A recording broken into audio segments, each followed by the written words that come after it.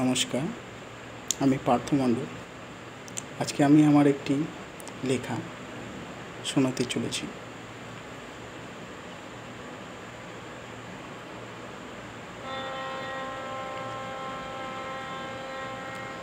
কবিতা।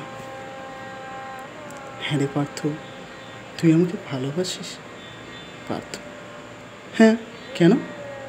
তোর কি কোনো সন্দেহ আছে? কবিতা: না, এমনিই জিজ্ঞেস করছি। এই তো কিছুদিন থেকে তুই আমাকে পড়িসও না আর লিখিসও না। পার্থ: আরে তোকে ছাড়া কি আমি থাকতে পারি রে? তুই তো আমার এই ফাঁকা ডায়েরির অলংকার। কবিতা: আমাকে তো ভালো লাগে। পার্থ: ভালো লাগেই বই কি, তোর ওই ছোট্ট স্নিগ্ধ পড়া লাইনগুলো, যেগুলো পড়লে আমি যেন এক অন্য জগতে প্রবেশ করি।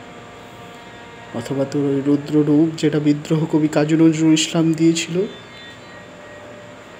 অথবা তোর ওই মধুর সন্ধ্যের অন্ধকারে চাঁদের দিকে তাকিয়ে থাকা, যেটা বিশ্বকবি রবীন্দ্রনাথ ঠাকুর করেছিল। কবিতা: তাই বুঝি? পার্থ: হ্যাঁ। কবিতা: তুই এত একাকী থাকিস কেন? পার্থ: একাকী? কই না তো। তাছাড়া একাই না থাকলে তোর সাথে কথোপকথন অথবা তোকে লেখা বা তোকে পাঠ করবে কে? কবিতা: আমি তোর জন্য দুটো লাইন লিখেছি, শুনবি? পার্থ: বলিস কি, শোনা। কবিতা: তুমি একাকী এ বিশ্ব সমুদ্রে সঙ্গী করো আমায়। হয়তো মানুষ নয়, তবু লেখা হিসাবে সঙ্গী করো আমায়। সমুদ্রে গভীর অতলে ডুবতে দেব না তোমায়।